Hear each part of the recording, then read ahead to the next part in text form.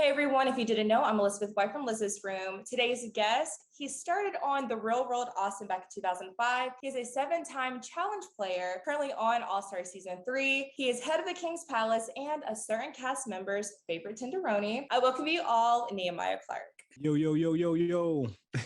Thank you for being here with me today. Thank you for having me. So 17 years ago, you walked into the Real World Austin house, built relationships with a lot of people in the house. So would you ever be receptive to doing a homecoming season for the Real World Austin? Absolutely. I think it'll be really cool just because of where all of us are in our lives right now. I started out as the one that was kind of butting heads with a few people there, but now I think I'm kind of like the one that's just neutral and is friends with everybody now. I think it would be really cool just to see all of us in one place, especially what we've all gone through, as a unit. I know you're still cool with Wes and Melinda, but do you talk to the others frequently or anything? Yeah, I talked to Rachel, I talked to Lacey, I talked to Danny. I recently was just actually talking to Johanna like 2 days ago. So It's like a family still. we keep in touch. Social media helps out a lot. I don't necessarily, see them all the time or talk on the phone with them, but we're in touch. So what I loved about the challenge was that it brought all of our fan favorites from different real worlds to compete against one another. You were part of 4 seasons of the flagship show, and you actually won the gauntlet. And then now you're doing,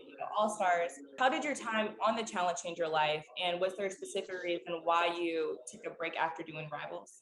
Oh, good question. How did it change my life? I think that for me personally, just being able to travel and see things that I never thought that I would be able to see, or things that people in my family have never seen. Some of them never even had a passport. People knowing who you are, becoming a household name, that alone just brings a lot of opportunities. I took a break, but it was a good, healthy break. I feel like because I was able to just keep my life established and get to a point where I was able to live without being needed and dependent on upon getting that call for the next challenge. And what happens is sometimes we get in these bubbles where, you kind of put your life on hold. So I was able to kind of, take my life off hold and live for and get to a point where I was good without the challenge. What was your whole mindset, getting that call, then asking to do this type of show? Because it was 10 years since you did your last challenge before you got to All Stars the first season. It was a lot riding on it because so many fans asked for this show for so many years.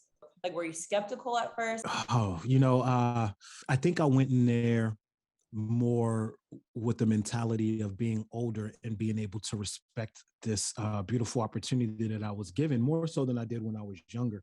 So I was in a position to actually train better than I had ever trained, eat better, take it serious, study the show, study, old versions of myself, see areas where I could be better. I felt like when All Stars 1 came across, I looked at it like if this was the last time that I ever got to go, when it's all said and done, can I say that I gave it my all and that I took full advantage of the opportunity? So I went in there with that as the springboard for how I was gonna, handle being called again after all those years. Well, it's good that you're still getting those callbacks because it's fun watching you on television. Thank you. We're in the middle of season 3 right now. We haven't seen you go into elimination yet, which is a good thing, but you are a friend of Wes, and Wes is Wes. And then now that we have Beth back in the house, who's also one of your friends, do you think that's going to put a target on your back? Because a lot of the challengers this season are playing a numbers game. This season, I actually have a lot of friends there, more than I've ever had. I don't know if y'all have noticed, but I've definitely switched my strategy up, and y'all don't. Yeah, I don't know if y'all Yes. noticed. Y'all, I switched it up 110%. Yeah. So I'm trying a whole new strategy. So I'm able to, keep those relationships, but not necessarily tie myself so much to somebody that what they do would affect me. So, in the perfect challenge world, if you could pick 3 people from a past or present season to be on your team, who would they be and why? Oh man, I would have to go with Brad. I would pick Brad because I think Brad has a very, very solid social game, and he's also good at the challenges. I would definitely have to go with John A because she's solid at the social game, and then I probably would go with Landon or Laurel. You can't say Lana or Lori. It has to be one. All right, we'll do. All right, I'll do Landon. I think that Landon was really good at the challenges, but kind of lacked the social game, kind of like me. So that would just make that a fully balanced team where there wouldn't be any challenge that we couldn't win. All right, so I hope the executives and all that are listening so they can make that happen for you. Let's do it. Yeah. I do appreciate your time, but before you go, I like to play a little game with my guests. So I need you to pick 3 letters. 3 letters. Mhm. All right. MFB. Okay, so using those 3 letters, I want you to find 3 words of advice you would give your 10-year-old self. Let me say why'd you pick those words. Okay. 10-year-old self, master your emotions. I was a hothead. And I feel like my emotions and being impulsive and having a big ego, I think that stepped in the way of a lot of good opportunities that I probably could have had. F was another one.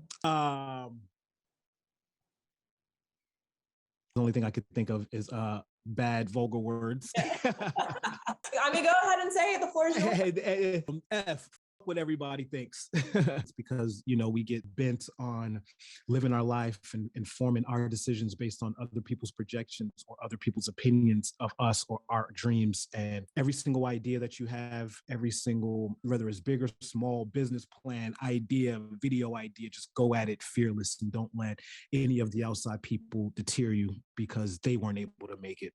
Okay, that's good. Okay, so the last letter. Was it B, I think? Yes, it was B. B. All right. Be humble.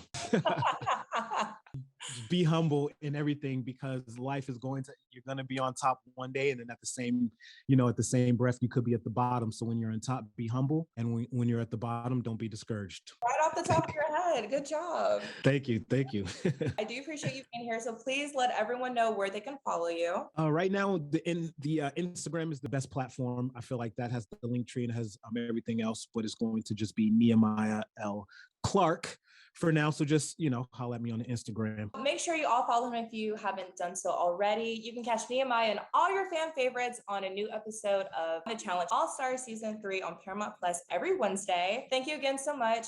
I'm Elizabeth White, and I'll see y'all later.